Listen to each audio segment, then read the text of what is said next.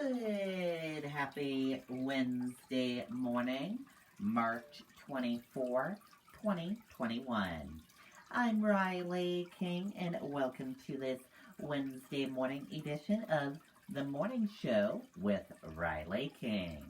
It's time to rise and shine and get this Wednesday off to a good start. So grab that cup of coffee, sit back, relax, and enjoy the morning show with Riley King, where we have a little bit of everything for you. Happy Wednesday, everyone. Let's get started right now. First up, we're going to take a look at your COVID-19 dashboard from Johns Hopkins University in Medicine. And here is a look at that COVID-19 dashboard for all of you. Your global cases are 124,320,576. Your U.S. cases are 29,922,911. Your global deaths are 2,736,452. And your U.S. deaths are 543,849. That is a look at your Johns Hopkins University COVID-19 dashboard. Now let's get to your news.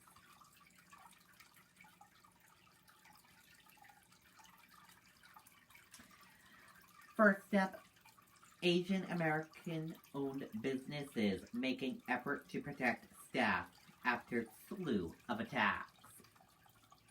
Many Asian American business owners, especially women, now are taking additional measures to protect employees and themselves after a string of racial motive attacks throughout the U.S.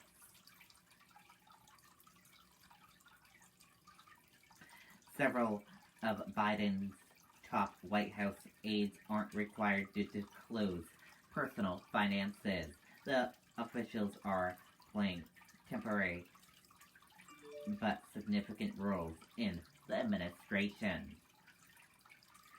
Some of President Joe Biden's top aides in the White House, including advisors overseeing the administration's coronavirus response and vaccination operation, have not publicly disclosed their personal finances, even as they play a significant role in the multi-billion-dollar federal operation to curb COVID-19. Mass shootings add to mental health issues already affected by COVID-19. Doctors say the side effects of trauma are heightened during the pandemic. After 2 mass shootings in less than 1 week, mental health experts say the effects these horrific events have on the American public are amplified by the COVID-19 pandemic. North Korea fired off 2 short-range missiles over the weekend, officials say. This weekend's launches are the first to occur during the Biden administration.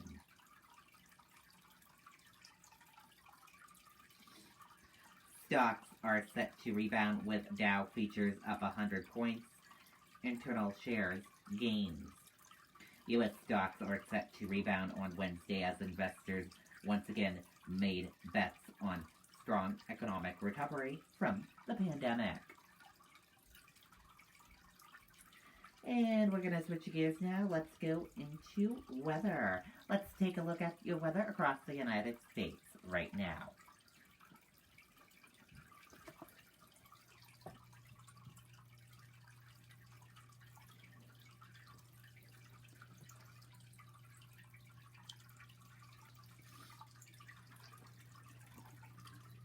And here is a look at that weather across the United States for all of you right now. As you can see, we have some rain and snow over here in this part of the United States and some snow up here.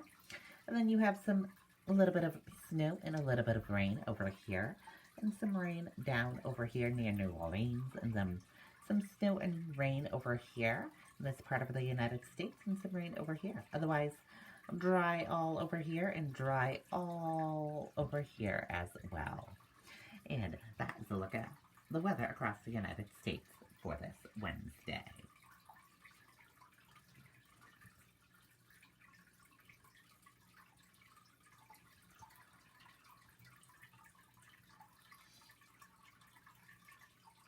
And we're going to switch gears now.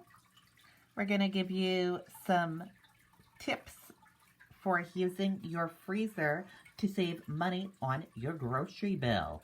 Let's learn about those tips right now.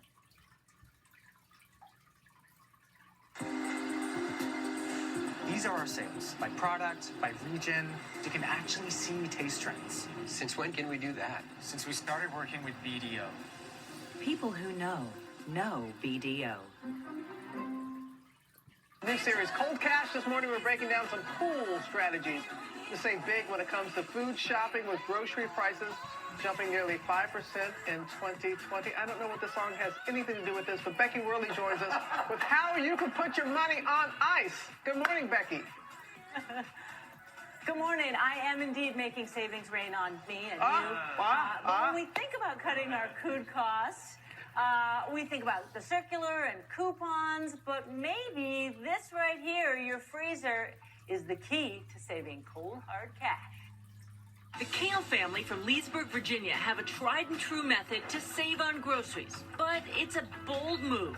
They buy 6 months worth of meat from Heartland Farms all at one time. Chicken, beef, pork, and seafood, all individually wrapped and delivered to their freezer. And it's a big freezer. It was also a little scary in the fact that once you commit to something, you have also bought a lot of food. It's like having your own meat department in the house. With grocery prices increasing and meat shortages an issue during COVID spikes, many ranchers and farming collectives have found new ways to distribute meat. I'm saving money because I'm getting the higher quality, and I'm also doing it in bulk. The meats are already ready to go, so you're not paying for a lot of waste. The chicken doesn't have water in it. They don't have the kind of things that sometimes add to the price. While the Kales receive a variety of meats through their service, the more common arrangement is a half, quarter, or eighth of a cow. That smaller amount, an eighth, could fit in a regular upright fridge freezer with a little creative maneuvering. Based on data from Michigan State University, buying beef in bulk like this can save up to 20%. Another way to buy meat in bulk: Costco Business. Your regular Costco card gets you into these special 4 business Costcos. I find this chicken breast pack for $1.59 a pound, but when they say buy in bulk, that's a lot of chicken. But it's 60 cents less per pound than even normal Costco. So maybe I'd have to break it up into individual serving sizes, but at that price, it's worth it. And buying in bulk for the freezer isn't limited to meat. The nuts I bought in bulk were a third the price of the options I had in my regular grocery store. But since nuts tend to become rancid in as quickly as 2 months at room temperature, store them in the freezer. They can hold their flavor for up to a year in here. Those fats in nuts will oxidize if they're exposed to air. So putting them in the freezer airtight just minimizes that process. Eggs are another item we found for a third the price of standard grocery stores when buying in bulk. And while you can't freeze them in the shell, crack, whisk, freeze. And you can defrost for scrambled eggs, baking, or quiches. Going in the freezer. Finally, milk. The key is to use smaller plastic bottles, never glass or milk cartons, and leave a little bit of space in the top so that the milk can expand as it freezes. While some say it changes consistency a little when defrosted, it works great for baking, cereal, and oatmeal. Now, if you're thinking, my freezer is packed to the gills, there's no way I can get more in there, 3 quick tips to get a little bit more space. First of all, do you need that big ice bin? Could you use a tray instead, especially in the winter? You can always swap back the bin for your ice machine in summer. Secondly, these shelves. These are something that I purchased online, and they create vertical space, and it's accessible underneath. And finally, kind of a bad news moment, you really need to clean the thing out, figure out what you've got, and then eat what is going to expire soon. But good news, Robin, we're going to have more on how to eat down what you already own as we continue our series tomorrow. Love this series. Love it. So helpful to so many people. We were taking notes here in the studio. I didn't know about the milk. I didn't know about the milk. You knew about the milk. I've frozen milk before plenty of times. Okay. It works. All right. See there, Becky? Thank you. We are paying attention. We appreciate it. We'll see you soon. Well, hey there, Okay. GMA fans. Robin Roberts here. Thanks for... Okay, there you go. Good tips there. We love those tips. Keep them coming.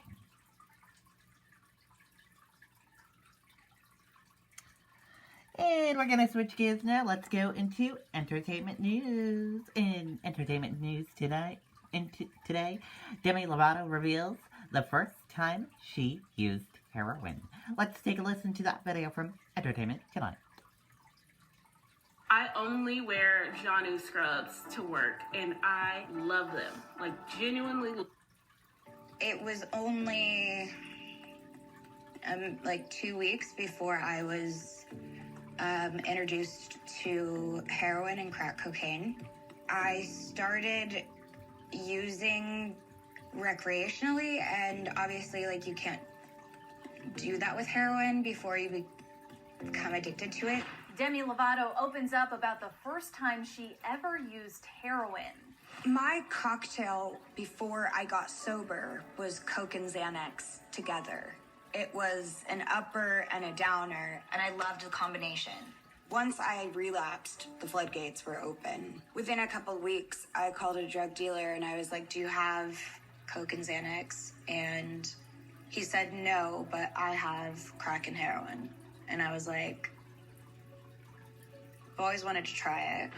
Episode 1 and 2 of the I Love Me Singers 4-part docuseries Dancing with the Devil dropped Tuesday on YouTube, and the 28-year-old's getting candid about her 2018 relapse and subsequent overdose. Demi Lovato is no holds barred in this. Was there anything off limits for you guys?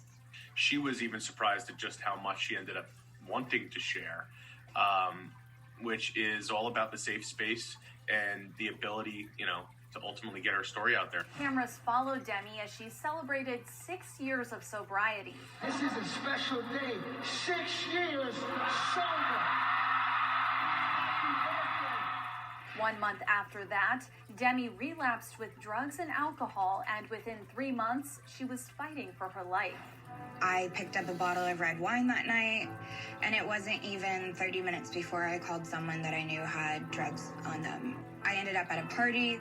I just so happened to run into my old drug dealer from 6 years before, and I just went to town. That night I did drugs that I'd never done before.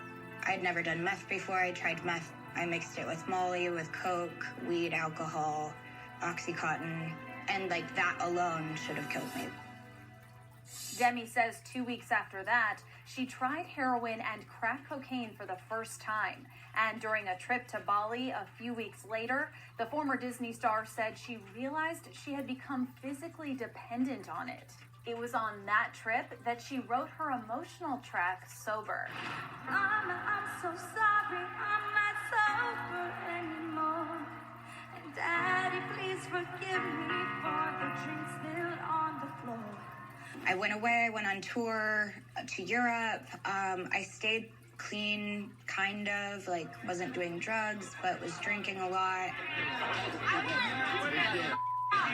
E.T. spoke to the documentary's director, Michael D. Ratner, and he opened up about why it was so important to Demi to lay it all out on the table.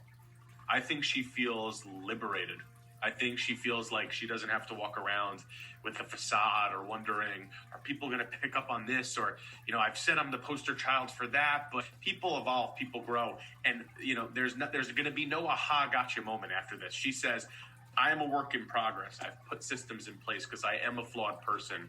Here's where I am today, and I'm here to tell you my journey. When I came back to LA after tour, I picked up where I had left off, and I was very heavily using. Demi overdosed and was rushed to the hospital on July 24th, 2018.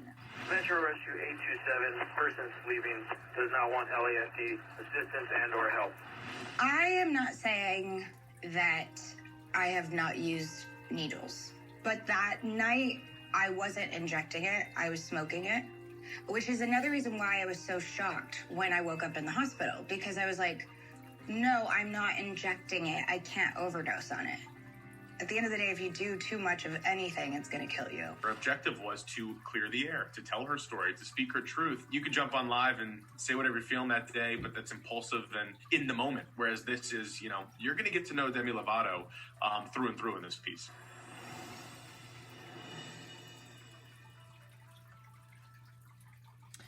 Okay, and there you go. And that does it for this edition of The Morning Show with Riley King. Thank you for joining us for this edition of The Morning Show with Riley King. Have a great rest of your Wednesday, and see you back here next time for another edition of The Morning Show with Riley King.